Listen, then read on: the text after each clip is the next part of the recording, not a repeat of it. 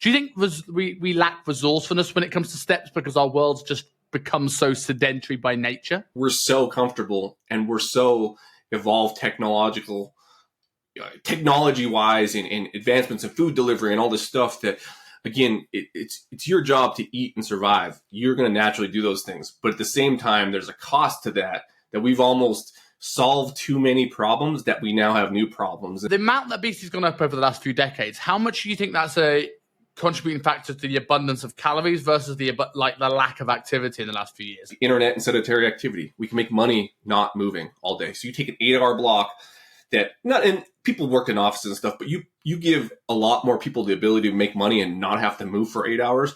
I think 100% sedentary activity, which kind of does. So Dean, I've been quite looking forward to this episode for a while because I've followed your content for a long time now, from the days when you were doing the sort of like things that you wish you could tell clients without hurting their feelings. And I just kind of resonated with the no BS attitude to calling out people's excuses. And I think, one of the big messages is that many coaches are far too agreeable and don't want to have those difficult conversations. And I can see the first thing that people are going to say when we start talking about high step counts and high activity is that my clients say they don't have time.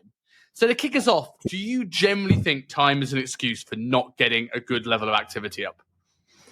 There's probably a few answers to that. I think, like, personally, I don't think time is a good excuse. I think I get it, but at the same time, especially now that I have a kid, I can actually say I get it. So before the kid, I would be like, you don't know what it's like to be a parent. Well, now I do. So no, I think that there's enough time. I hate to use like the attitude of like how much time do you watch Netflix or how do you do this? It's kind of like the old sales thing where how much coffee do you drink a month? You can afford a gym membership. But like if you start to put logic and priorities in place, I think that time doesn't need to be an excuse. I think it's just a values priority disconnect. So that's a deeper conversation. But on the other end, I think it is a valid excuse because I don't think people necessarily understand that it is an excuse. Because again, the priorities and values aren't aligned with this thing or what they think that they want. And that was kind of like the main goal with a lot of this stuff was it essentially started as me just putting stuff on there. So I didn't have to tell my clients personally. So as a coach, I didn't want to be like the asshole coach. So I was like, I'm just going to put it on my Instagram. Hey, like, let's just throw this out into the ether. And then I had a bunch of people like, were you talking about me? I'm like, no, I was probably talking about all of you. But I'm glad it worked. So yeah, that's my answer. Yes and no. But ultimately, I think that if you're going to pay for coaching or you're serious about this stuff, even from a client perspective, I think that getting around the thing of time has been my, like, I don't want to say my new effort, but it kind of all blends in. But time ends up being where it all points to, at least from the client perspective of excuses in my experience. So, yeah. I always say this, when you put up an Instagram post, it's a little bit more sort of like to the point and cutthroat, and you'll get a client message going, is this directed at me? I was like, well, I didn't know this was a problem. You've just now admitted to me that you weren't following this piece of advice, like exactly. It sometimes tells you a lot, do you think some of this now, when people say time, is less of an excuse, but more resourcefulness? Like, I know I've had clients in the past where they generally think they don't have time. But then when you say like, well, could you park further away from work? Or, how much time do you spend answering emails, a day? And they're like, oh, you find time for them. Do you think we lack resourcefulness when it comes to steps because our world's just become so sedentary by nature? Yeah, and I think that was kind of the main, especially a lot of those, I think that they all kind of derive from that spot was, especially at that time when I was posting, was trying to get people to understand a lot of times it is the environment, and that's okay. Like, again, you're talking about living in Hong Kong, the UK, but things are a little bit different in Western societies a little bit. And again, it's not their fault for being born here. At the same time, like, it still matters, right? And so that's where we almost get into this point where we're so comfortable and we're so evolved technology-wise and advancements in food delivery and all this stuff that, again, it's your job to eat and survive. You're going to naturally do those things. But at the same time, there's a cost to that we've almost solved too many problems that we now have new problems. And a lot of that just shows up in obesity. but sedentary activity. And so, yeah, like it's 100 in my mind. A lot of it, I don't want to say 100%, but like 90% of it environmental. And most people don't even know they're doing that because their environment is just like how they live. Like people don't think about that because you're just there. And that what it does is it just highlights the fact that, hey, this is probably potentially a problem. And then getting them to see that. And then again, the solutions kind of like, I don't know the solutions. Like you talk about parking away and all this shit, but again, everyone's going to be individual with that. But like, I'm not the expert on the solutions for your environment, but if you know what the problem is, the solutions kind of appear. It's like, just don't do all the stuff that you do in your environment, right? So yeah, 100%. You mentioned obviously like the rise in obesity there. Do you feel that obesity, the amount that obesity has gone up over the last few decades, how much do you think that's a contributing factor to the abundance of calories versus the lack of activity in the last few years? Like, what do you reckon has swayed the pendulum more? Probably food. Like both. It's a really hard thing to answer. I think like food is really, really easy to get, but I don't honestly think it's gotten that much worse. I think that the biggest advancement in the food argument has been like DoorDash or Uber Eats. Just being able to deliver food other than American Chinese food and pizza, right? Once that kind of happened, people were able to get it more. I think that's probably one of the biggest contributors lately. But I think in terms of the last 4 decades, yeah, like internet and sedentary activity, we can make money not moving all day. So you take an 8-hour block and people worked in offices and stuff, but you give a lot more people the ability to make money and not have to move for 8 hours. I think 100% sedentary activity, which kind of does blend into most food advancements, at least recently, even with grocery delivery, is combined not necessarily with worse food, but with less active ways to get it. You don't have to go to the grocery store. So you know what? My answer is going to be sedentary. But yeah, food obviously gotten worse. But I don't think food has gotten much worse in the last 100 years. I think it's always been shit for like since processing and all that. But yeah, sedentary activity for sure. There was some chart, I think PN sent it. I don't know if you're on their email list, was like the rise. I don't know if it was the rise in obesity rates with like internet age. And it was like it's not science, but there's probably something there. Yeah, we always like throw out the term correlation versus causation as in that's terrible science, but like we always use outlier examples like the Axel Keys study with like there's a correlation in heart disease and televisions, but like at the same time, like we can see, if you can see logic between point A and point B, you're probably not far off. Like if there's smoke, if there's smoke without fire, right? And if internet. People now are more sedentary with the internet. People can deliver food with the internet, and waistlines are going up. You can probably say that's a pretty good correlation between the first point to the second point. Yeah, and it's like, are they ever going to do that study? Maybe they have already, but like, I'm just going to use logic in like whatever. But you can put 2 and 2 together a lot of times. And again, I just don't think food. Like, I think as a society, like, and you always see that video on Instagram where they're like. And maybe they don't because you're in the UK and Hong Kong, but they're like back in America. And I'm Canadian, by the way, but they're like in America in the World War II era, we did calisthenics and we created men and all this stuff. But the main thing was like people were just doing things that were more active, even in the school system and stuff. So there was just a priority on probably being war ready, which is a horrible way to like push activity. But as a whole, right, like society was a little bit more active. And I think that the more advancements you get in I guess being comfortable in technology, it's all about like providing, but the less you have to do that in an active way, the more you have to do that above and beyond that stuff, which again, there's a big disconnect, which ends up blending into time, but the time was never really, there's lots of time. It's just what you're getting out of the time that you are invested in is just not physical. It's not coupled with physical activity, which kind of fucks a lot of people, right? But it's possible.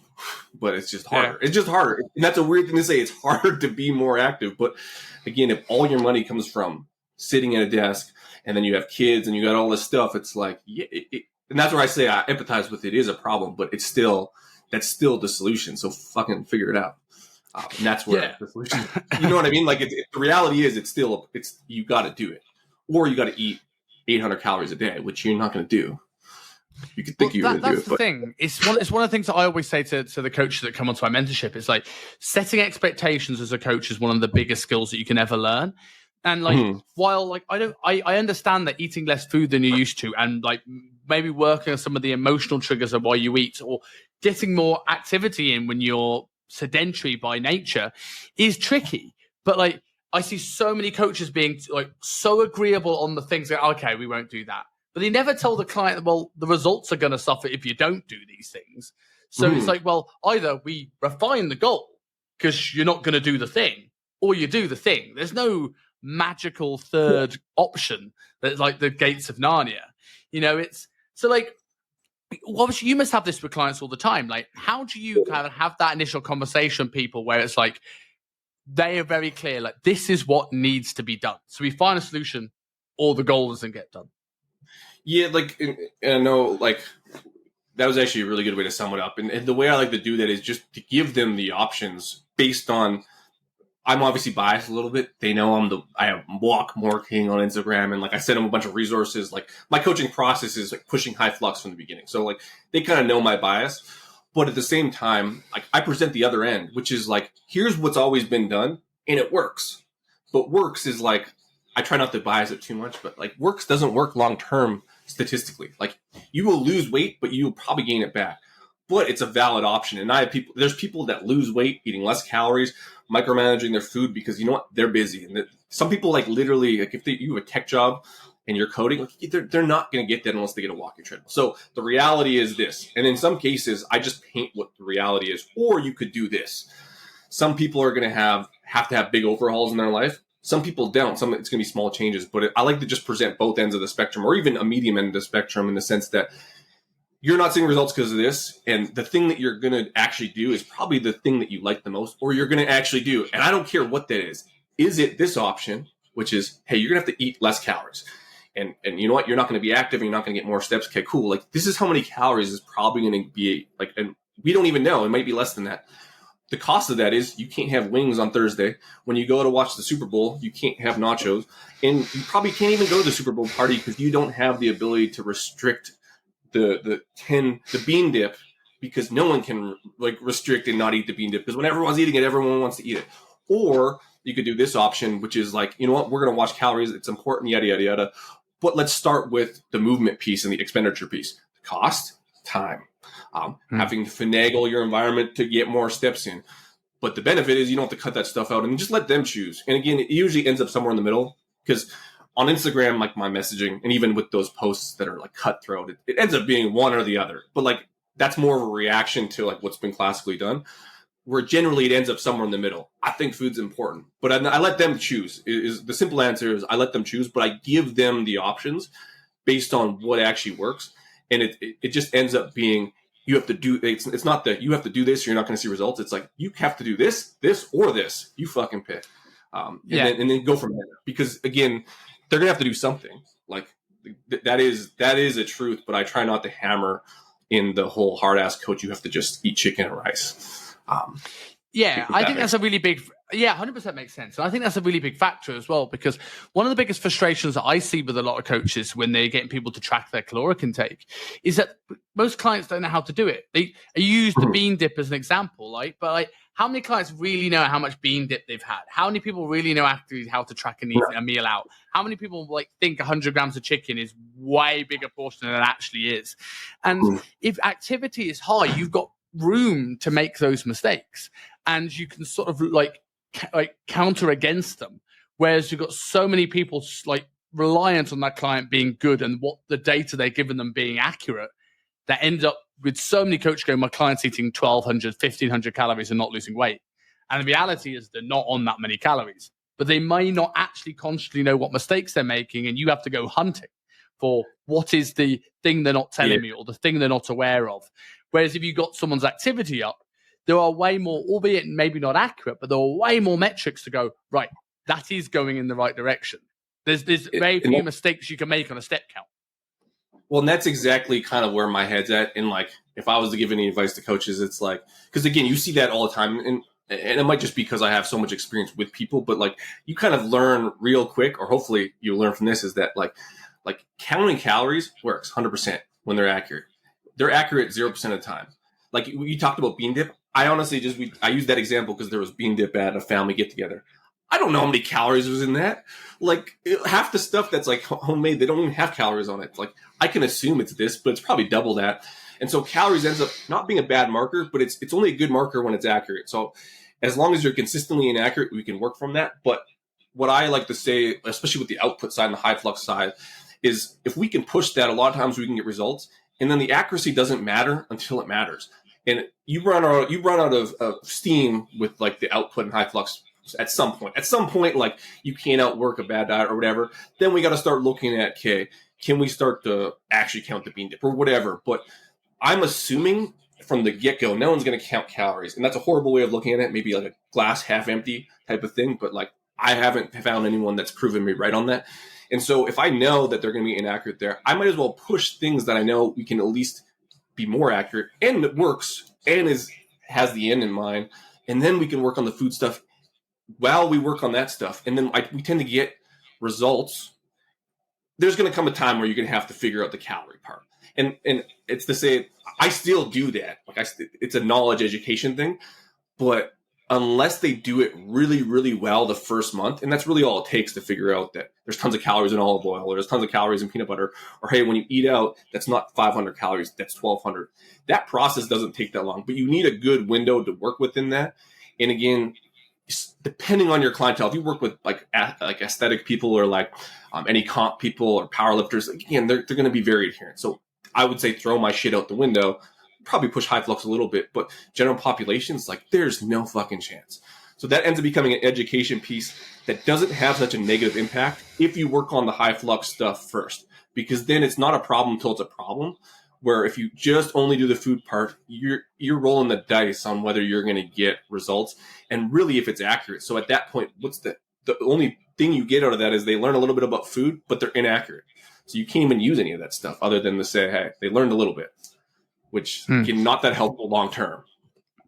See, you mentioned a few times, obviously, the word flux. So for people who aren't familiar with the term energy flux, tell us a little bit about what that term means and why someone with a higher activity, other than the obvious, has got a better deal than someone with lower activity.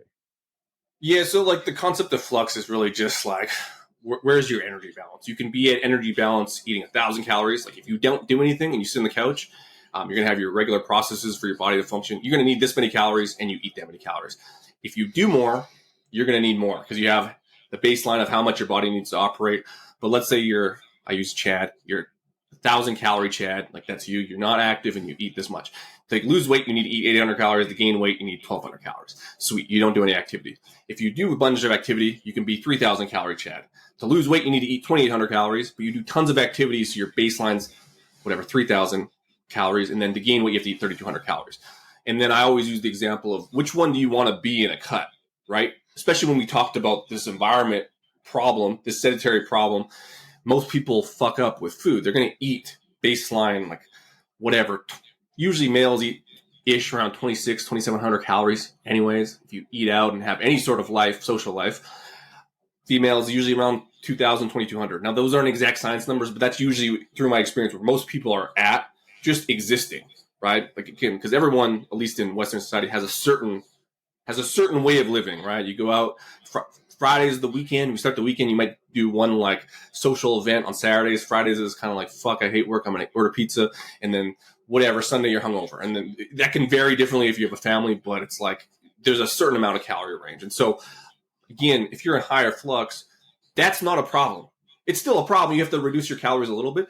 But at low flux, sedentary, I only need 1,000 calories to operate. It's probably higher, like obviously, but now everything you do that is your life is contributing directly to the problem of you not being able to lose weight. And in most cases, you're gaining weight.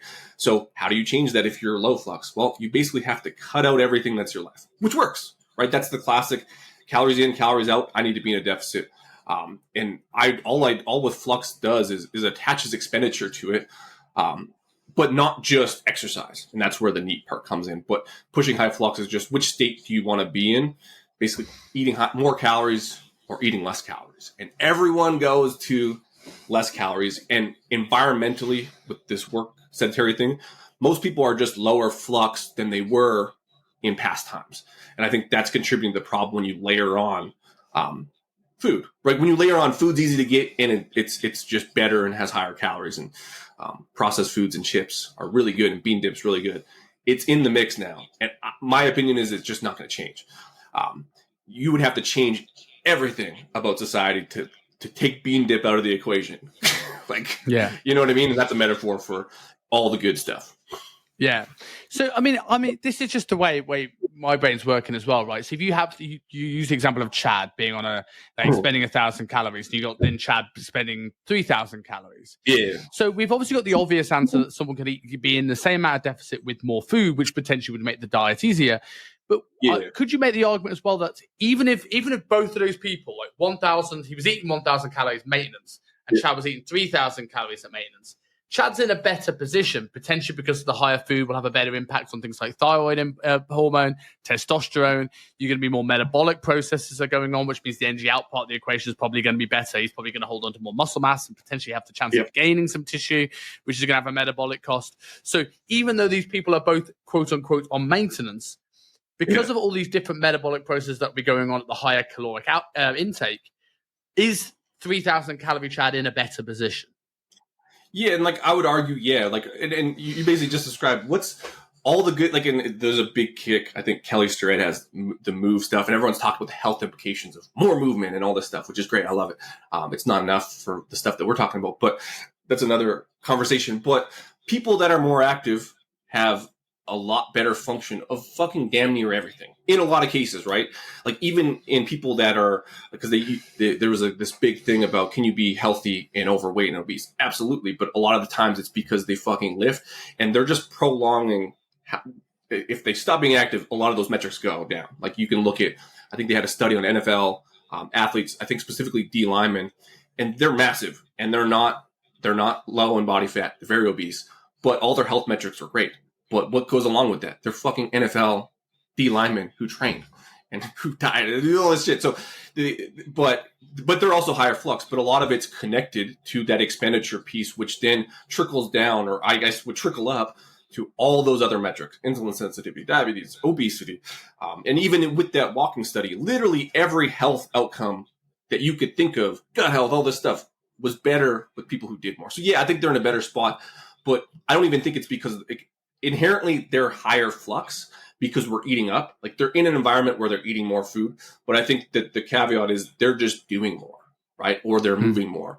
I think that's the correlation, is that being active is better, which all of us now, right? But I guess the problem that I find is that activity has been devolved into, I go to the gym for an hour 3 times a week.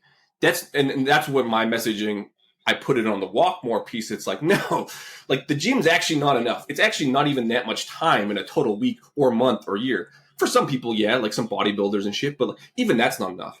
It's just not enough. So activity isn't going to the gym to do bicep curls. It's being fucking active for an accumulation of 4 to 5 hours a day, accumulated through all the stuff with NEAT. And so, yeah, higher flux. And that's, I guess, my disconnect with the messaging. And I know you didn't ask that, but that's kind of my answer. But more expenditure is why I like to use that as opposed to more activity, because activity has just been miscommunicated, in my opinion, in terms of what people do. Partially because we're biased as trainers. Lifting's good. We like lifting. You should go lift and be sports performance oriented, all this stuff, which is great. But that's just such a small piece in the greater total. It's good, but it's just not enough. And it's more those. No, tangent's good, and it's more those hidden things that actually make the difference. Like I'm in the process of dieting now for my wedding, and I work with a coach I worked with back in 2016. And while I'm making good progress, it's slower than it was back in 2016. And you can go, and this will lead on to my next question. And you can say I'm older. I'm in my 30s now compared to in my 20s. Yeah. You know, it was almost 10 years ago. But when I actually stopped and I looked at it again, it's nothing to do with age. It's because while I'm still training the same amount as I was back then, my job as now moving from a gym floor PT to more of an educator and a mentor for PTs has become more of a sedentary job. I'm behind my laptop more. I'm sitting down doing mentor meetings more and less time moving about on sessions.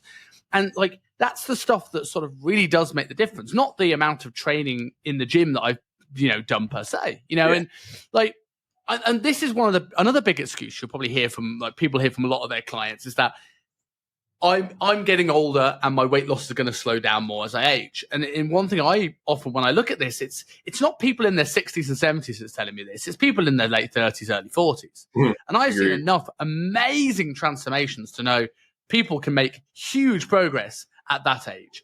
Like, do you think there is actually a slowdown even into your 30s and 40s in terms of weight loss? Or do you think the problem is when someone is 18, 19, they're doing 3 sports clubs, they're probably going out and doing some like Charlie and some ecstasy on the weekends, doing 17 million steps on the dance floor.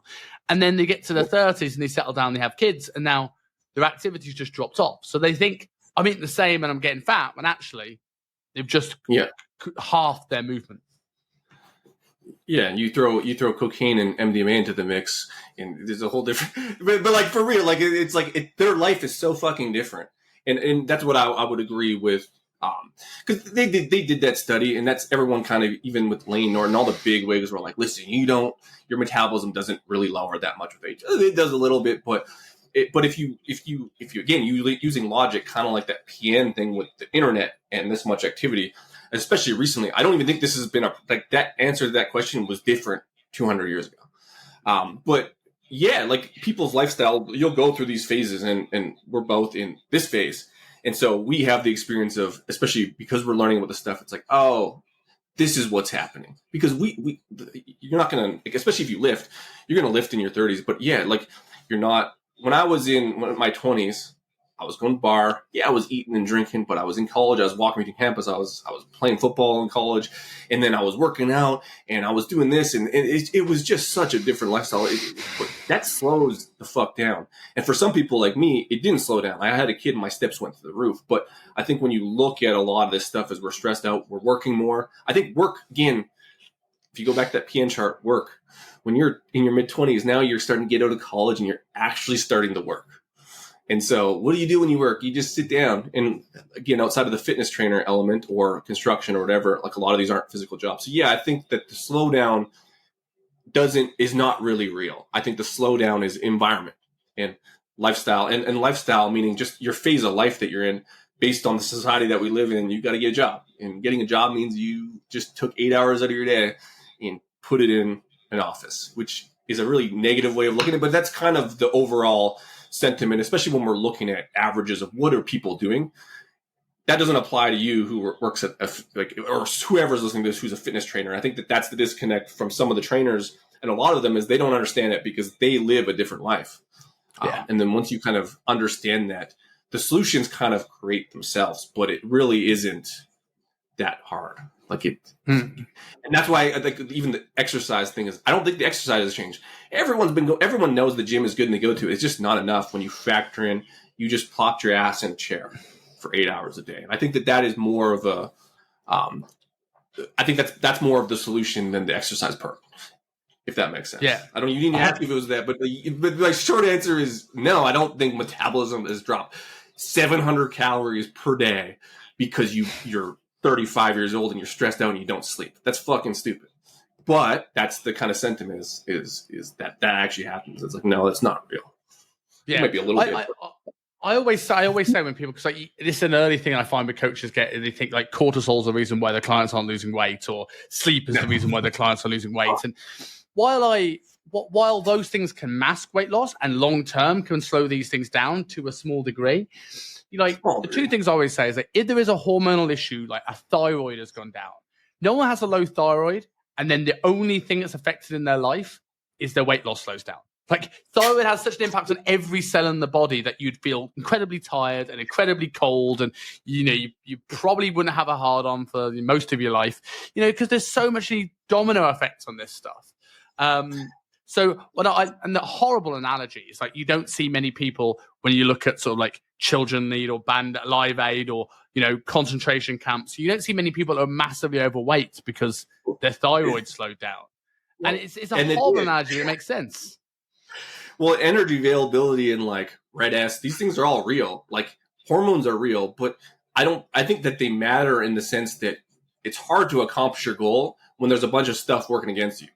And it makes it harder to do that thing. But you use concentration camps. You could just use the Minnesota starvation study. They just made them walk on treadmills and didn't feed them, everyone fucking lost weight. Guaranteed they're stressed, guaranteed their testosterone plummeted, because they're essentially having an energy availability problem. Everything under the sun gets fucking knocked off hormonally, right? And so, again, they still lost weight because they didn't fucking eat. The difference was they didn't have the option to eat because they were basically in concentration camp living. So there's that study. But then there's just this idea that, like, I can't even remember where I was going with this, but essentially, like, you can look at it in the terms of everyone is stressed, and that sleeping example is a good one. All these things are real. The thyroid stuff's real. They have studies where they've not knocked off testosterone, but people have still lost weight. I think they did knock off testosterone. Anyways, they had a testosterone blocking thing in the brain. They can't do that anymore. I think it was GnRP blockers to then plummet testosterone. And this was done before, like, they're like, yeah, it's fucking not safe. They still gain muscle, and they still, you know what I mean? Like, and that's a big thing. It's like, well, I don't have testosterone, I'm low testosterone, I can't gain muscle. That was absolutely not true. Is it helpful to do with more testosterone? Sure. But it wasn't actually that big of a difference. Now, if you do extraordinary, hey, I'm going to take a shot every week, yeah, that makes a little bit of difference. But this hormone argument is like, that shit is true, but it's not true. It just makes it harder. You can look at that with the hormones, GLP-1 agonists. So, like, for anyone who doesn't know, like, again, GLP-1 is essentially going to affect your hunger. How hungry am I based on the glucagon going in the system? But the point is that everyone's hungry, so they ate. Now with semaglutide and all these weight loss drugs, it's just a GLP-1 agonist, which mimics that. So essentially people are getting this fake signal, and so they don't get hungry and they don't eat. So it proves that, like, if GLP-1 is dysregulated from obesity and all this stuff, it's harder to lose weight because you're fucking hungry all the time. You take that out and people lose weight. So there's an argument for hormones matter, but the argument isn't that hormones are dictating what you put in your mouth. It's just making it harder to not put things in your mouth, or more stressed out and tired so you can't go work out. You can definitely fucking make it work. But that's where this thing gets tough, is because now you're making choices on, how do I recover when I'm tired and I have kids and all this stuff. Totally, that's where we go back to that first argument. I empathize with it super hard, but there's other ways around that. And that's kind of where this high flux argument, if we go back to that, is it tends to take care of a lot of that stuff, including GLP-1, because the higher energy flux, and the more movement you get, GLP-1 is less dysregulated unless you're less hungry, right? And then you're not stressed out because you're actually fueling for a recovery. You're not just slamming yourself into the ground with an energy availability problem. And so, yeah, like, I think a lot of it ends up looking like energy availability or signs of red S or overtraining, however you want to picture this. But stuff starts to get knocked down the second you start to take away food, and you overexercise, or you're super stressed out. And again, the problem ends up being an easy fix, but it's not easy to get people to realize that, because the argument is that these things are causing me to gain weight. Like, no, they're just part of the process. Yeah. I think when you look at the hormonal argument in some of that, people don't understand that this actually affects the energy out part of the equation. So even if you get your bloods tested and you're on a lower end of a certain hormone, and for some reason you haven't felt any of the symptoms other than slowed weight loss, the question is, what are you going to do about it? Like, the actual solution is the same whether that wasn't the case anyway. It's going to be probably do some more activity, probably start to move up, improve the quality of your nutrition, and potentially eat a little bit more. Like, the answer is the same regardless. So you can use it as an excuse. It's like, well, I've got the slow thyroid issue, or you could use this thing as like, okay, let's get moving and let's get doing stuff. So you mentioned, because this interesting, you mentioned about GLP-1 and the effect that activity has on potentially hunger, because the devil's advocate argument that a lot of people would say is that obviously the more activity you do, especially activity of higher intensities, the more hungry you're then going to be.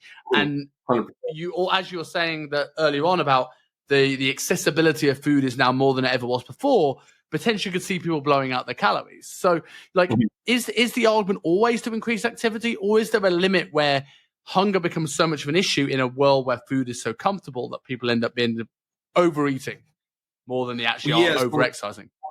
Well, that's where, like, it depends on which way you look at it, but it's been proven that, like, essentially people exercise and their assumption of how much they need to replace that energy deficit is way more than they actually need. And so a good example I always use is like, especially with running or a hard lift, like you're burning maybe a couple hundred calories. You could do the same thing walking. And this might not be scientific, but they've looked into the hunger signaling with that. No one wants a cheeseburger and fries or a piece of pizza after a walk. You go smash a high volume lift and get some squats and deadlifts in and whatever, pick your poison, hit workout. Like, I'm hungry as shit. Same thing with running. It's like, I never was so, like, I tried to do, this is way back when I was powerlifting. I wanted to deadlift 600, I wanted to deadlift 600, bench 400, and run a marathon in the same day. Okay. So I was training. It didn't happen. I fucking got injured. Very stupid goal, but totally possible.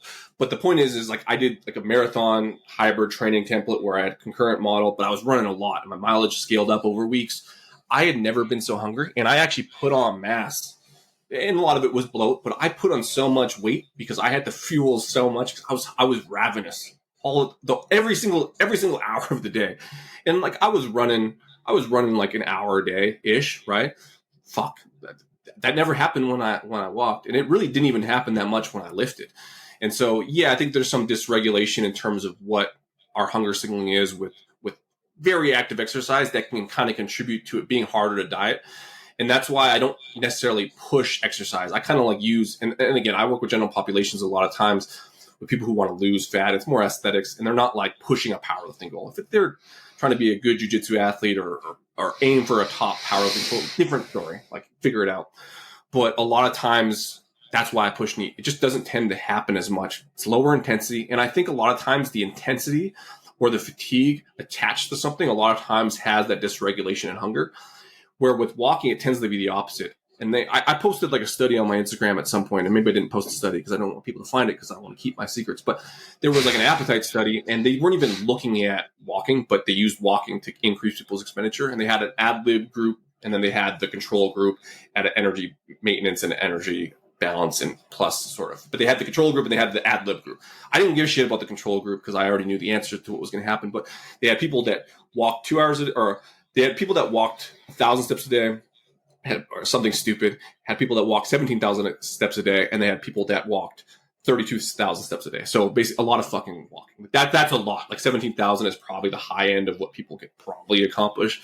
You throw in rucking and stuff, it's different. But the point is the ad lib group on the 17,000 steps didn't lose or gain weight, eating whatever the fuck they wanted.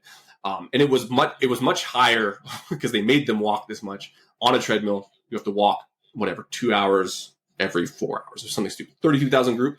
Lost weight, eat whatever the fuck you want because it was an ad lib group and their calories are something stupid. I should look at it like the males was like 3,400 calories and they lost weight. Okay. It was at like 2,800. The calories didn't really move. Once NEAT scaled up, I should explain this better. Once NEAT scaled up, hunger didn't actually scale that high as you would expect. And that's what was crazy to me is that like they could get the expenditure and the output without the hunger. What they found was that the GLP-1 with the groups that went from 17,000 steps was higher. So their hunger was knocked out. Very similar to semaglutide. It was very, very, very similar to semaglutide with the 32,000 steps. That's a lot of fucking walking. So don't get twisted. But it had the same results, in my opinion, as like weight loss drugs that are agonists to it to make that happen, which is crazy to me. So it's like hunger signaling ends up raising up with flux, which they have found anyways with high flux only studies, is that the hunger signaling, so GLP-1 got fucking like increased in that. Decreased. So like their hunger appetite was fucking knocked to the roof or down to the floor through doing more activity that was situated through NEAT, which is nuts to me. It's a weight loss drug. It's simulating what weight loss drug is, but it's like just us doing walking. They haven't done the study with running, but I'm sure it would be fucked up. Like I'm sure it wouldn't work. Like 100%. But you also got to think about, with some of these things as well, the impact of psychology in terms of activity. Because it's I'm not necessarily sure how they were measuring hunger in that study. I mean, I don't know if there was actually blood tests to see this response from glucagon. But if you're looking at like a subjective level of hunger, 100%. We all know hunger is so many things. It's boredom, it's stress, it's emotion, it's all this stuff. And if I did 30,000 steps a day, right, I probably spent more time actually clearing my head. I probably don't have as much time to be bored or lonely. So I'm less likely to go for those things.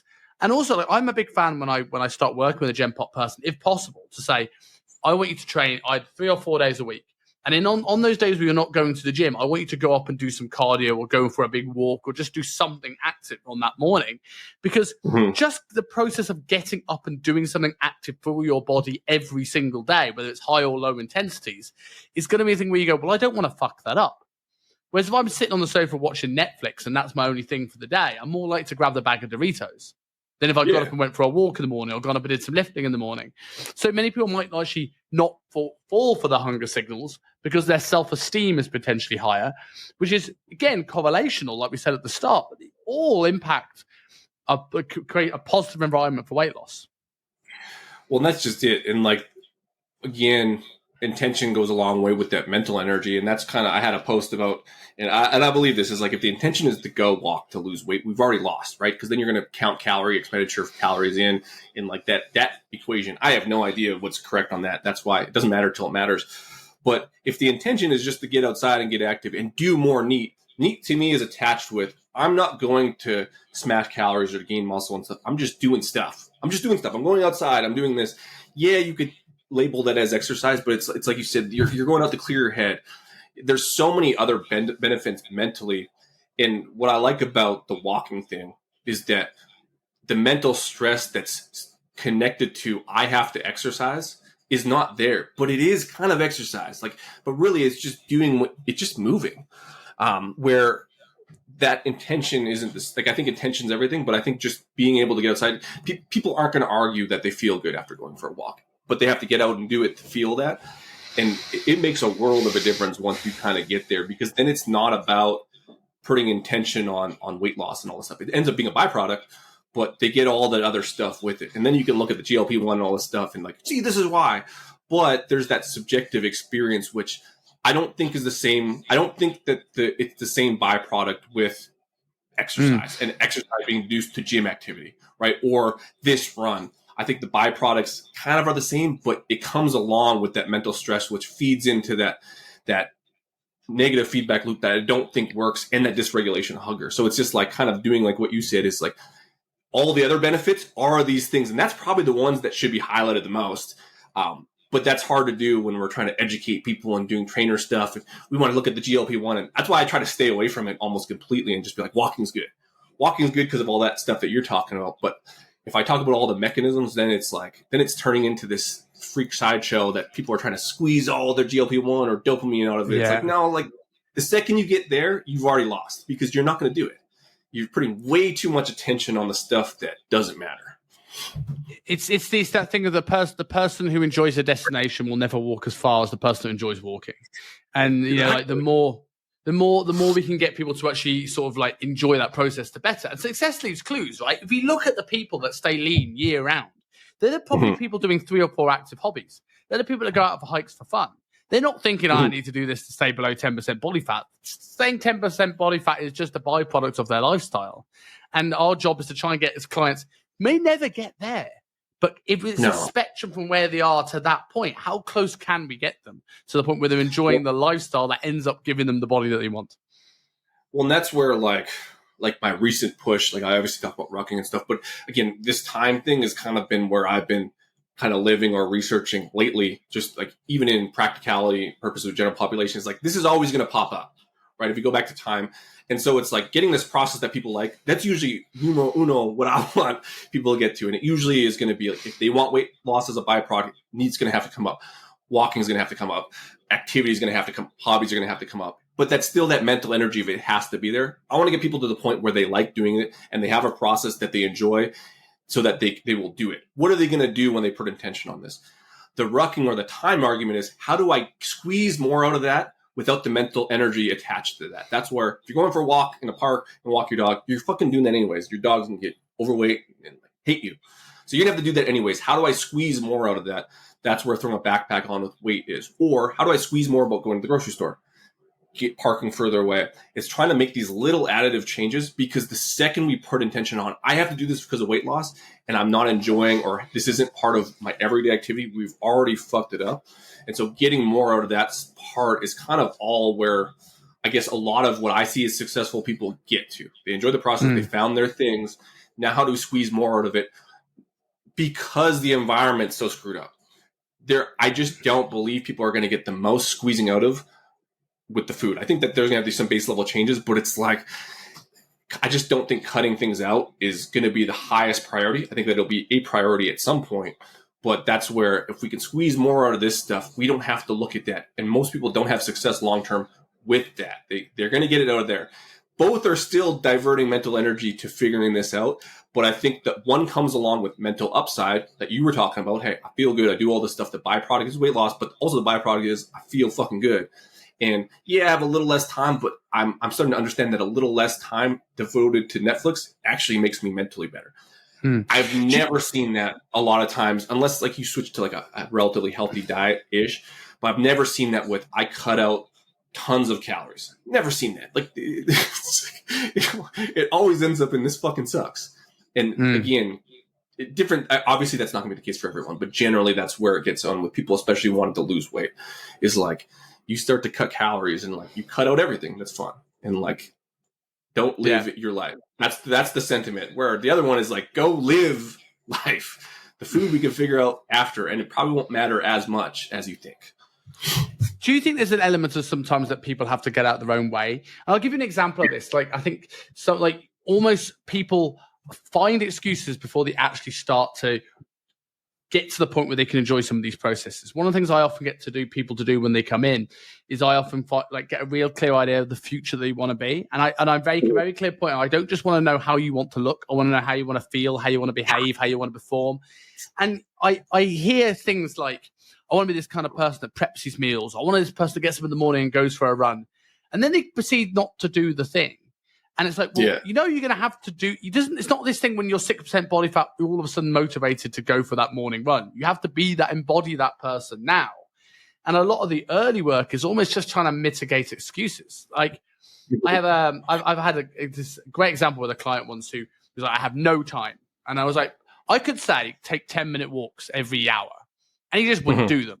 But what I thought, okay, I'm gonna play double bluff on this guy. And I'm just going to go, okay, cool. So, how much time do you spend answering emails? He goes, about 2-3 hours a day. I'm like, okay, cool. So do you have an email app on your phone? Yeah, I've got an email app on my phone. Okay, fantastic. And do you have to take your desk work or you can work around the office? Oh, yeah, I can walk around the office. Fantastic. So I want you to, what we're going to do is we're going to do 10-minute walks every hour, answering emails on your phone. And I had to get to the point where there was no comeback of an excuse because I've taken it away before I told him what I wanted him to do. And then he starts doing it. And only then, because I kind of tricked him into not having any comeback, 3-4 weeks down the line, he's like, do you know what? I feel so much better. I'm getting more out of my work. But he would have never have done that if I suggested the thing at first. He would have found every excuse under the sun not to stop.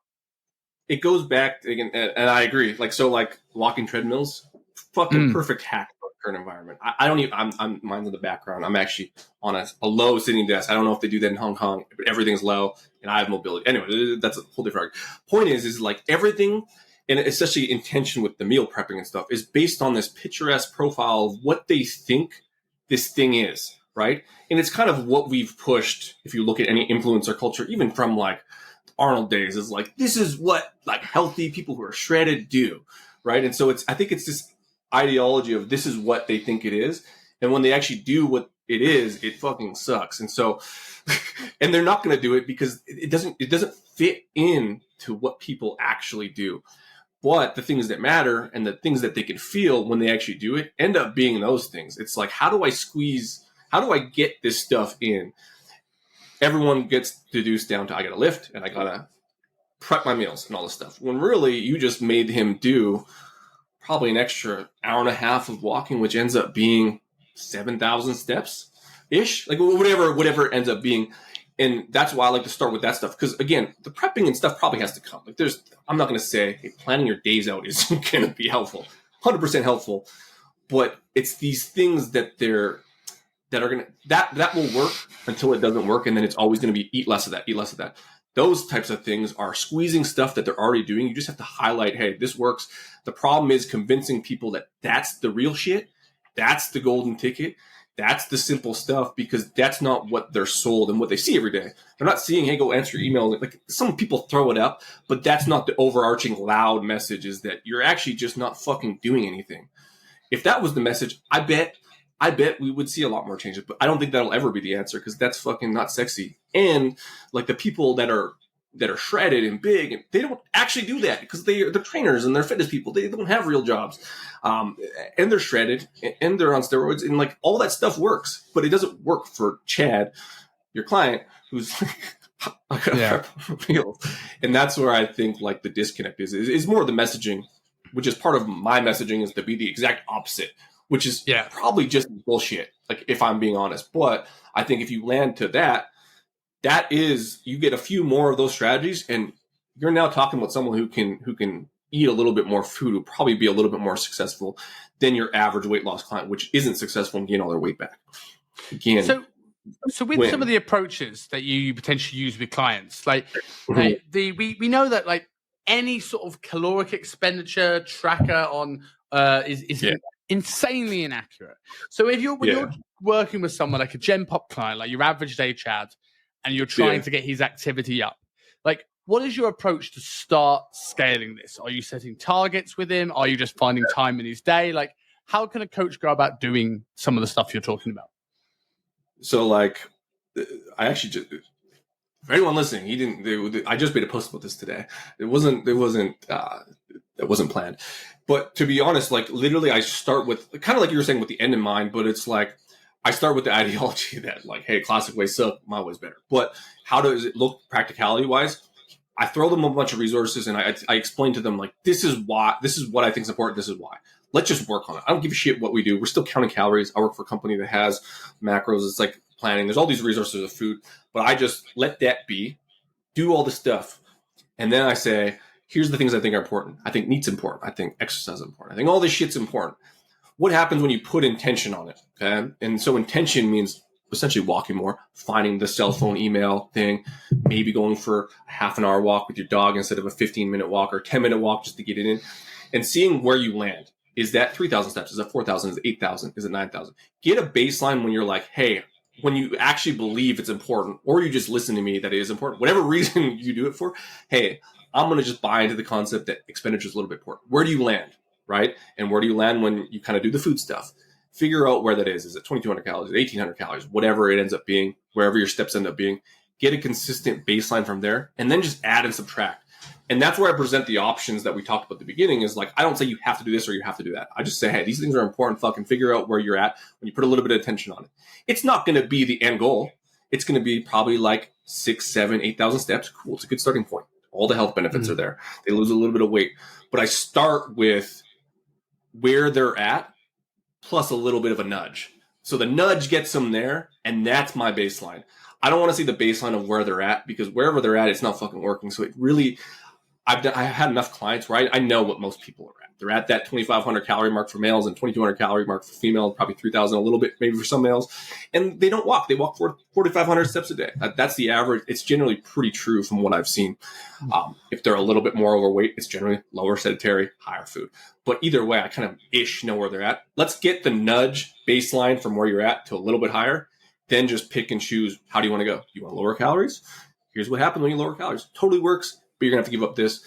Hey, or you could just like walk 2,000 steps a day. Where do you get that from? Don't fucking care. Figure it out. But I don't always say that. But a lot of times it is just that. Like 2,000 steps is an extra 20 minutes of walking. Add 20 minutes onto your dog walk. Boom, done. That's how we're losing weight for the next month. And then just scale it from there. But I would say my answer is find a baseline with a nudge of biasing the importance of high flux. Obviously, that's a coaching thing. I don't think that's going to work for a general population on their own. But if you're working with a client, that's usually what I find is the best, because then you're not putting direct numbers on this is good and this is bad. This is good food and this is bad. Because then, again, it's not letting them kind of figure it out on their own. And you're biasing what good and bad is, where they're going to feel it. Like you said, your client's like, oh, man, I feel so much better. That's what I want. I want them to feel it. I don't want to tell them, hey, you're going to feel good when you do 12,000 steps.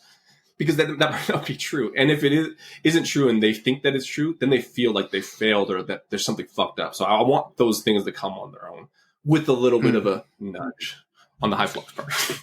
Do you tend to periodize activity, like gradually increase it? Obviously, like if someone's low, we're going to gradually increase. But from the outlook of, so over a time of a diet, NEAT is going to go down. When I refer to NEAT, I'm meaning more subconscious NEAT, not activity and steps, right? Like you're fidgeting and all this sort of stuff. Yeah. Now, with that in mind, you might find that someone, as you said, intent being that big thing, it's someone who gets up and they're going for their walks in the morning and they're power walking it and it's ace. And then they're still doing the same walking, but it's not the same walking. So do you tend to have like set intervals where you start to go, right, 6 weeks in, I'm going to add a little bit. 8 weeks in, I'm going to add a little bit. Or does it just depend on the feedback the client gives you? A little bit of both. I think like my rule is, and again, I'm working on the assumption that they're not counting calories correctly. And even sometimes with the energy expenditure, they're like, whatever. Give me 3 weeks of you getting your best. Because what I don't like is I don't like, again, give numbers and you have to be perfect. At the same time, I think that that's a tool I use for plateaus is like, hey, just fucking like hunker down for 2 or 3 weeks. Do the shit. Like, no matter what, like, let's get aggressive, but aggressive within our plan of, like, can you just fucking hyper focus and hit your shit? If they don't lose weight and I believe that they hit their shit, then it's like, let's increase steps or decrease food. But what I find a lot of times is we'll just base level generally, they tighten up a little bit. And it's usually on the food front. So that's usually where food trickles down to, food still matters. They tighten up a little bit and go fucking figure. They start losing weight. I think the subconscious down regulation of NEAT, unless they're like a really, really like on point client, you know they're fucking on point, then if I know the fucking person's solid, there's gonna be a down regulation of NEAT or just processes or fidgeting, then they're gonna have to cut calories or raise steps. But I trust them to do that.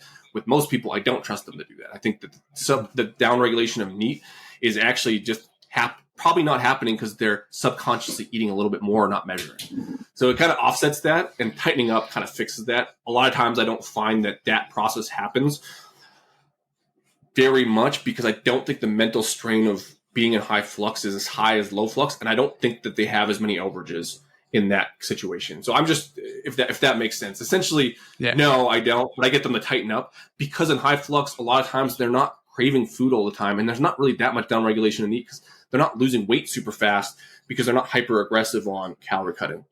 And so a lot of those hormonal changes don't happen at the same speed, especially that GLP-1 hunger rating.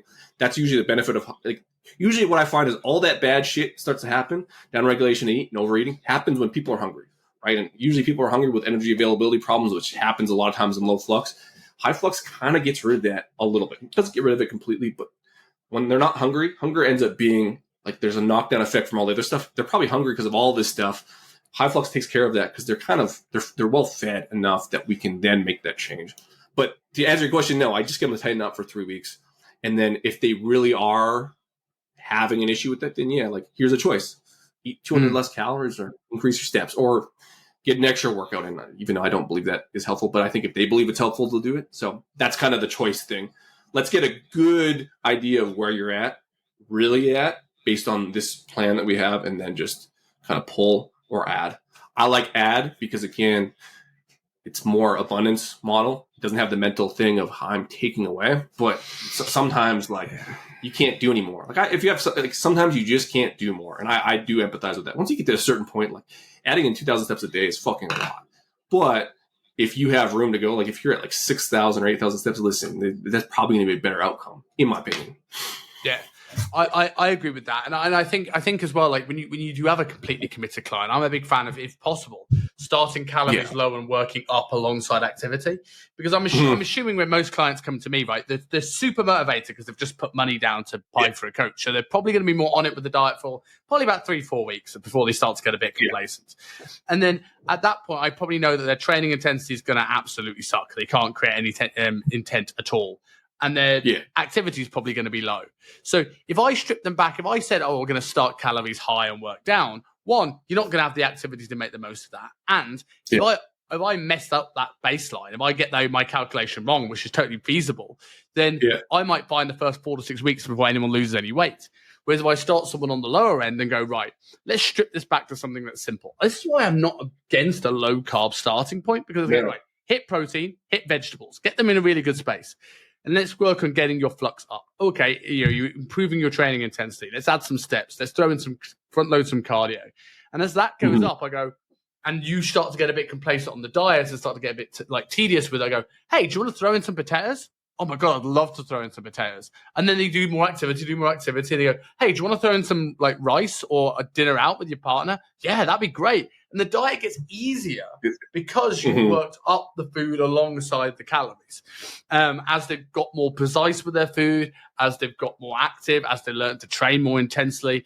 And you just start to build this foundation that becomes the stepping stone to things down the line. When I would start, so in practical terms, that's pretty much what I do. Like I'll start them pretty low, not pretty low, but like males, like 2,000, like depending on how big they are, 2,000, 2,400 ish, somewhere in there, which again is high. But again, I'm assuming they're not counting. So I know that that's going to be at like 2,600 or whatever it's going to be. They're not going to hit it. Yeah. And if they are motivated to hit it, they hit it and they'll lose weight and you get them. So like I'm all for that because I think especially when you're paying for a service where, again, the main communicated message is if you hire a coach, you're going to fucking lose weight. They're going to cut calories. Most people are coming in with that. Unless they see you branded differently or they're coming to you specifically for something, it's generally that. Fucking give it to them 100%. And then, like you said, add in a meal out. But a lot of times, they're already doing that. So, like, what ends up happening is as NEAT scales up and High Flux scales up or whatever you want to call it, we just don't change calories for a year. Because, the calories did change, but they were so low, but they were going so high that when they start to tighten up, their calories are just going back down to what I wanted them to get anyways. In a lot of cases, not everyone. And sometimes I'll get people that come in, they'll just do everything we ask. I'll put calories fairly low, like ish, not low, but like you said, lower carbs and all this stuff. And they'll just melt away. And I'm like, fuck, I'm going to eat more food. But sometimes they're like, they can crush through that. And again, those are people that I have the best results with, at least initially. The problem I have with those people is if they leave coaching, they're going to go eat up. So I have to make sure I get them to understand that let's raise calories because your baseline is actually here and you're going to eat there. You're just really good at following instructions. So let's now integrate meals out. Very similar to what you said. If I had an ideal client that was going to be successful, it's usually that person. They listen to everything you say, and then you have to add meals out. Hey, go enjoy pizza with your friends because we get to that point where if they don't do that, they're just going to go overboard when they leave. And so adherent clients also are usually ones who need to go out and try this shit slowly on their own because if they just cut off coaching immediately, they'll see all these results and get fucked up because they're just really good at following orders. But if you're not going to pay for orders for your whole life, then that's iffy on my part. Yeah, in my opinion. I totally agree. So there are going to be people that listen to this now. They get to the end of this podcast and they're like, "Well, this guy's called the Walk More King, and he said that he's got a kid now and he has more empathy." Yeah. So, what does a day's worth of activity look like for you right now? Yeah, so a lot of times I try to test my methods out. A lot of times, but for me, it's funny. Like I'm probably the worst. I'm like the Walk More King, but like my steps are probably like at least before summer, probably like 7,000-8,000 steps a day. I try to keep it that minimum, but my jiu-jitsu schedule is super heavy. So like I'm going 5 to 8 times a week with jiu-jitsu, probably more sometimes. And so like, again, it's not a problem for me because I'm super active and like I actually met that baseline health metric because what ends up happening is if I walk too much or do too much, I get sick or fatigued, and then my jiu-jitsu suffers. So for me, priority number one is jiu-jitsu, but my weight stays stable because I'm getting the output from jiu-jitsu, which again, I'm not expecting people to have because I'm just crazy. But in the summer, like especially with the rucking, I've been like trying to just test some of this shit out. Can I get more of the time I'm getting? And so lately it's just been about a mile. I get about 10,000 steps a day. 3,000 of that is rucking, which again, I'm not going to get into that. There's a whole thing I do on that, but I just kind of double that in terms of steps in my mind. Like met scores, it'd be a little double.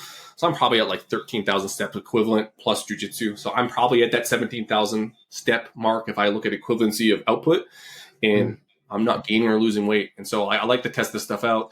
But if I go and walk, which I've done and test it out, if I do 20,000 plus steps, I will lose weight and I'll probably get sick from an energy availability perspective, but I can eat whatever the fuck I want, which is kind of like what I want. I have my certain way of eating, but like if I want to eat out, I do it. And so I've created a lifestyle for myself that's like, I don't have to worry about food. I get my protein in, but if I want to eat more, I eat more, but it all self-regulates because I've tested a lot of this stuff out and found it to be true before even the studies came out, is that my hunger ratings aren't crazy because I'm actually so active that I can eat 3,500 calories and I won't gain or lose weight. It's really hard for me to eat more than that when I'm busy. So it's like sometimes I need to eat dog shit food to get my calories up so I don't get sick. And I don't want everyone to get there, but I want people to get to a place where where food isn't controlling their life. And I think that in some terms, energy expenditure is ruling my life, but it's all stuff I like. So it doesn't feel like that. It's like if you work something you love, you'll never work a day in your life. It's kind of the same thing. If you're doing shit you love and attach that to expenditure, I like walking my dog. I just attach a ruck to it. I'm busy with my kid. So instead of sitting on my ass on the couch, I just do shit with my kid. And then, so my steps go up and then I do jujitsu. And so for me, I found what that is. And I hope that, again, the high flux thing is my message. I hope it doesn't get devolved into, I have to exercise, I have to walk, I have to do all this. The point is find a process that is energy expenditure oriented, more heavy on the neat part probably, and find stuff you like that fits in that model, as opposed to trying to find stuff that fits in the model of less food, low flux. Because again, I don't think that there is anything people like. Like restricting food, no one's going to get to a point where they like that unless they're in a concentration camp or in a Minnesota starvation study, which they don't like it, but they're doing it and they have to make the best out of it and find meaning. I don't want people to have to suffer to find meaning. I think you can do it another way, which is a horrible example. But again, I don't want people to find purpose and meaning in very, very restrictive lifestyle. Like, again, that's, you're asking for trouble. And I presume the push for rucking, as opposed to just the steps up, is just to create a bit more of a caloric expenditure through adding weight, just to have more of a demand. Yeah, like, and you can look at Gravastat stuff, and again, a lot of that stuff won't work unless you have lots of, I'm not even getting into that, but yeah, just like, again, that whole, can I squeeze more out of stuff I'm already doing? Rucking on its own, I'll go on about how I think rucking is probably the number one thing for general population most of the time, because it's just walking. It's also very energy expenditure heavy, and it's hard to recover from. So I don't like this. I'm not starting from that point, but I think in terms of microdosing, especially for these neat walks, it ends up becoming like, I hate it because the byproduct is now like, I don't want to lose weight, but I think it can be one of those things where the mental load isn't that high if you're already figuring out a process where you're doing it. So I think rucking for me, especially with general population clients, is additure onto something that they've already found and enjoyed, and just squeezing a little bit more out of it so that they don't have to go to food faster, or so that they don't have to go to the calorie reductions. They can prolong that process. All of my coaching is how long can we prolong, get dipping into the calorie part where it becomes restrictive and kind of messes with lifestyle a little bit. I think it's going to have to get there. I want to prolong that. And I think rucking is a good way of doing it because it solves the time argument. Because if you've already got them to do more, we just layer on a bit more, and then they can do a little bit more at the same time constraints. And then they can get more out of their time, which again, from a coaching perspective, I want them to not use that excuse. But I also now, because I work in the real world and I understand it, time is always going to be the excuse. So like you said with, hey, can you do your emails here? That just, again, starts from a place of, I know they're fucking excuses, so let's just get the most out of that. Eventually, I want them to fuck off and not have those excuses. But I'm starting from a place where I'm working with reality of what's going to actually happen so that I don't have to take calories away. And usually that's the best way I've found lately, that and walking treadmills. If I was to look at two things that kind of fuck everyone's excuses, or if you can get the walking email work while you're walking, those are like the best ways of doing it. Get more of what they're already going to do. If you can do that, you'll just be way more successful in total with high flux in mind. It's always expenditure in mind in my mind, but that's kind of where my head's at. I think you hit the nail on the head there. I think there's an element of like working with the excuses, and that's where rucking can become really, really important. And also just like, I think, as I said earlier, I think people are just very, very unaware. I've had people that go like, I want to do 8,000 steps as a minimum. And they're like, oh, but that'd be like 4 or 5 hours of walking. I'm like, you really have no idea, do you? Like how, in the same way people don't have any idea about the food, like you don't know how long how little time it really takes to do this. And then when you've got someone doing it, then you can scale it up. And I had a mate of mine who was just doing, he lost a few kilos doing harbor walks down here in Hong Kong. And then he added a weighted vest. He lost 10 kilos. And all he did with his food was stop having takeaways. There was no conscious macro tracking. He just took out the excess calories from eating out. He still eats out every now and again, but he went out for it. And he just took away the ease that we spoke about before. Well, and that's where, like, again, and I believe this is, and especially now if you layer on weighted walks or stuff, like, I believe if you were to pit one against the other, I think if I could coach the way I wanted to, if people were going to listen, it's like fucking walk 17,000 steps or some equivalent, or layer on a weighted vest on that. I don't care what the fuck you do. Figure that out. I bet that would outperform trying to lower calories every day. Like if I could just like charge people to tell them to walk more and they paid me and they did it, I could probably get fucking great results just off rucking or weighted vest work and NEAT. But like people aren't going to want that for a service. You're going to pay to have someone tell you to walk more. Like no, but that's kind of like my Instagram personalities. I think that will happen. I think in most situations that will outperform. I don't think for everyone, but I think most people are going to eat out less, or they'll figure it out. Because again, if you walk 17,000 steps a day, that's like 3.5 hours, 3 hours ish.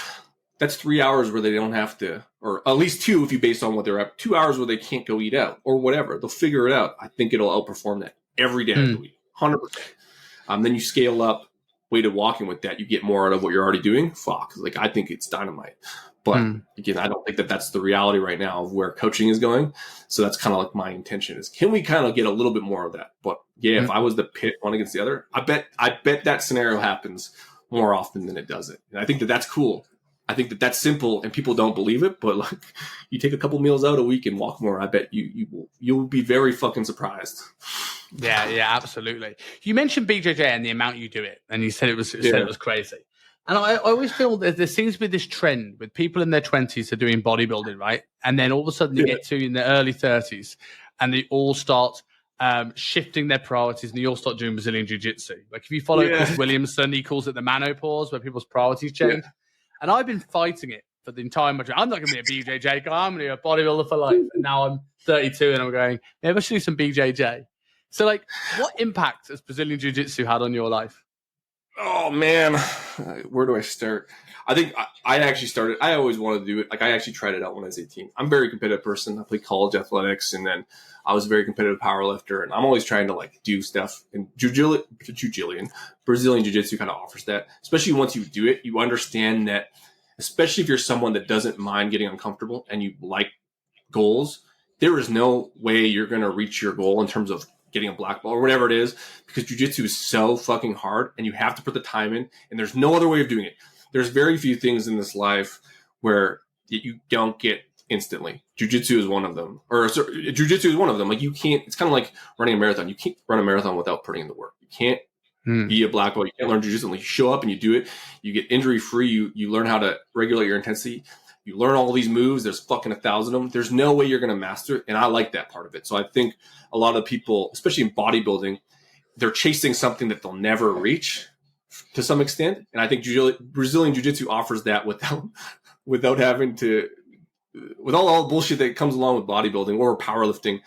The breakdown is still very similar. I don't think people should get into it thinking they're going to be injury free and they're going to be healthy. Listen, jiu-jitsu is not healthy. It kind of is healthy, but like I've been injured more than I've been uninjured. But I think that bug that a lot of us fitness professionals are searching for, or athletes have been searching for, is scalable jiu-jitsu, because you can be competitive into your 70s.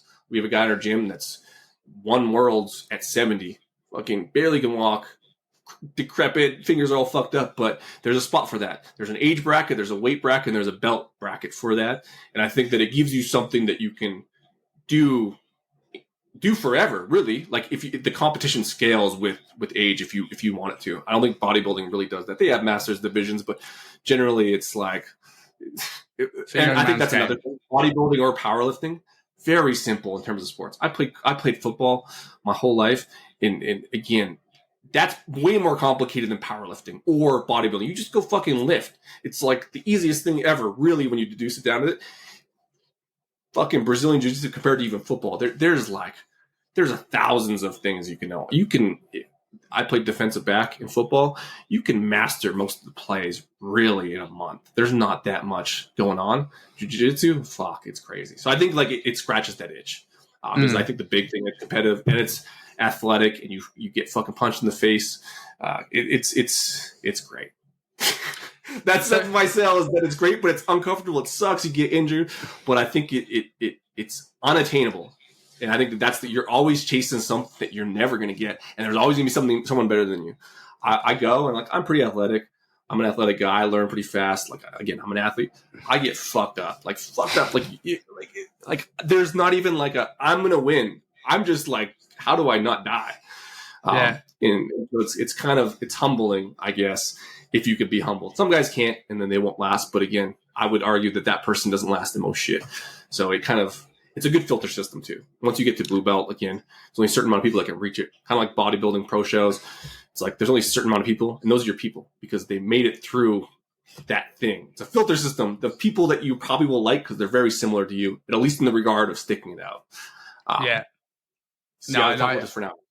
I love that, and that is sold. When I do and sign up to my first BJJ class, I'm going to drop you a message and say I did it, and it was your pitch that pushed me over the edge for it. You know, when I have cauliflower ears in 10 years, and I'm beaten and battered and dislocated, another thing in every point is you. To go full circle, this age-related decline of stuff, I think you look at powerlifting, bodybuilding circles, a lot of that kind of falls off around that time because, again, you get less time, you get less stuff like this. I think it's a filter system for finding the people who are still interested in that shit. And it's kind of like people transition from fitness. I think it's just a big part of it. But again, it gives them that. And there's a social circle involved with that because it's your people. Because after a certain point, it becomes your people because only those people last. And so it's kind of good for finding a social circle of people who last because that gets hard with powerlifting or bodybuilding is because people are going to drop off in the mid-30s. Like it just, I don't know, for whatever reason, it's just not challenging or it's just not that important. Or I think jiu-jitsu kind of it ends up being more important than that. And so you can have friends longer. Yes. Your people are there.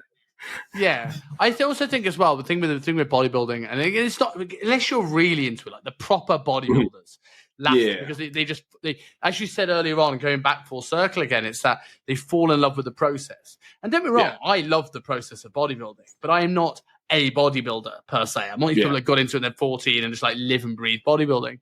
I think when people get to that, they get to their 30s and the priorities change. Well, I just want to move well and feel good. And I want to look good with my shirt off, but like, it's not as urgent when I was trying to, bang loads of chicks at 21 as it is now about to get married at 32. And so it's like, well, I'd like to look good as a byproduct, but training specifically for that, like walking specifically for weight loss, isn't the driving force it used to be.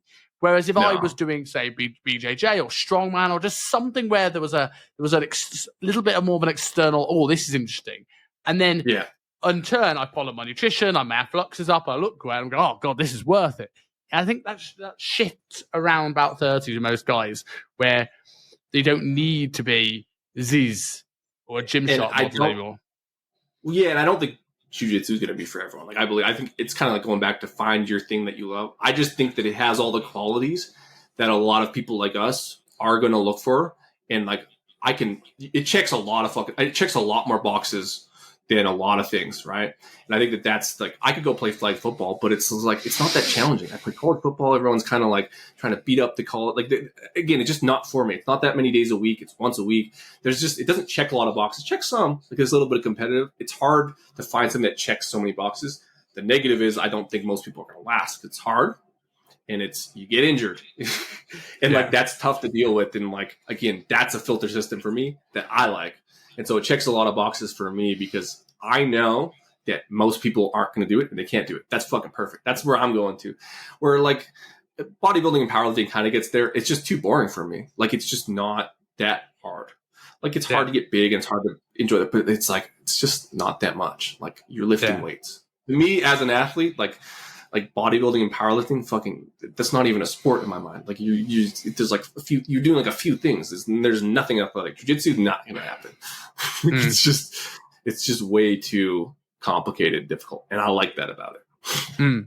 So I have two closing questions before we ask where to find you. One of them is specific to you. One is one I ask every single guest. So the one specific to you, based on the post that got me following you in the first place. Yeah. Right now in 2023. If there was one thing that you wish you could say to clients without worrying about hurting their feelings, what would it be? You're not as active as you think. I like it. That's it. I could go the other way. It's you eat too much food, but I think that everyone already knows that. I think estimations of expenditure are fucking worse than their estimations on intake. I think people know that they're eating too much. I don't think that they know they're not doing enough. Because I think that they feel that they are, and they're not. I think people justify. Yeah, people justify things to themselves with their activity. It's like, well, I did 30 minutes of basketball. I'm like, yeah, but then you sat on the sofa for the rest of the day justifying the 30 minutes of basketball. It's not enough. That's truthfully what I would say, I think. So my closing question is to ask everybody that's come on, and it's one that I don't mind if you take a little bit of time to answer. Like it gets a good answer from everybody. Name me one thing that you have changed your mind on. One thing that I changed my mind on. That's tough. I think like I've changed my mind on that, and this will go back to kind of the beginning of my assumptions on what everyone is doing. I think that not everyone needs to be in high flux. Like I believe that. So before I thought like I was like, I found this hammer, I found this thing, I think everyone needs to do it. I think that there are certain situations where I don't think people are going to change more because of environment and situations. And I think that that's okay. So then I will work within that. They still might not be successful, but I think that there's truly people who are like kind of fucked or whatever, whether it's they have 3 kids and they're single parent, whatever. I empathize with the fact that I don't think high flux is for everyone. Where before I was like, man, like you can find time. I think that there's some people that they may be able to evolve in that, but I think that working with people where they're at, kind of like you were saying, giving people what they came for. I used to, especially when I was trying to really flesh a lot of this out, I was trying to push a lot of what I was doing.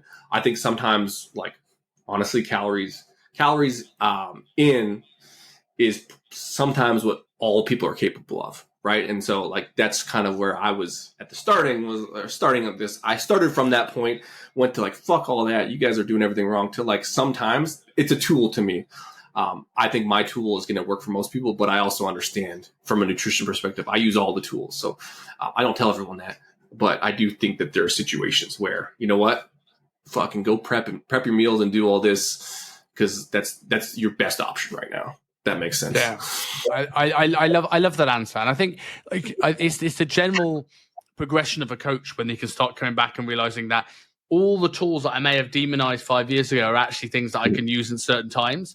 Like I spent a lot of my early career bashing certain diets, like low carbs rubbish and carnivore and keto, and like these things all have their place. In the same way that I used to bash spin class, like this, like Zumba's not going to get you shredded. Yeah, but it maybe not. But Zumba is something someone enjoys to get higher flux. Zumba could be the thing at least someone loses the first 2 pounds, and then they go, I quite like this. And then they come into the gym and they find you to lose the next 10 pounds. And I think when you realize that all these things are tools, it just frees up your mind to actually meet a client where they're at. Yeah, so, and where they're at ends up evolving over time. But I think it evolves as you learn more. But I think really meeting people where they're at is like finding the best tool for the job. I obviously think mine's the best, but it's also like understanding that, and I came from a training background too, is that the workouts aren't the end all be all. Neither are, and as a nutrition coach, neither is the diets. But I think that there's a blend of where we can get to. But yeah, it's like meeting them where they're at, but not just saying it, understanding where they're at and understanding all the options that people can be at. And I think that comes with experience, and that's really hard to get, especially nowadays, because everyone thinks that they know, but they're just looking at this communication from the Instagram or the interwebs or whatever. And it's like, no, you gotta, there's a whole bunch of spectrums of life. And like, again, I'm trying to shotgun approach. Here's what's the best I can catch the most people in, but like, that's my message. But I also understand that that's fucking a really terrible way of coaching sometimes, because then I'm not meeting people where they're at. So understanding my ego in terms of I'm right, you're wrong, I'm still going to believe that, but I also give people things that are going to work too. Yeah. And yeah. Awesome. Great message. So for people who want to learn more about Flux and walking and rucking and BJJ and all the good stuff that you do, where's the best place for people to find you? So like 2 things I've actually started to push. It's coming. I have getfluxed.ca, but it's at getfluxed.com at Squarespace. But that'll all be linked in through my Instagram account. But so my Instagram account is walk.more.king. Get on my email list is kind of the best way of where I'm transitioning. I put a lot of my base level content on Instagram, and then the next is through my blog and through my newsletter. And for anyone who's like looking at rucking, again, that's usually the most questions I get at, because it's kind of like it's getting a resurgence and bigger. I have like a free rucking guide on just how to basically do the stuff we talked about. How can I add this in as kind of like a free giveaway to say, hey, give me your email, and then we'll kind of here's some information. I have a bunch of videos on like YouTube that are kind of linked through that. So newsletter, website, Instagram, and then again, just kind of follow what I do. But it's as much as I say, like that all I do is right there. It's for real. Like this conversation is what I do. And so all the information I give is more specific to that, but it really is that simple a lot of times. And I don't think people believe that. And that's my goal, is like, it kind of is that simple. We just need to reframe it a little bit. I will second the fact that definitely go and follow this guy on Instagram. It's the content that will literally, if you have any excuses, it will cut through them and make you act, because you realize you're talking shit.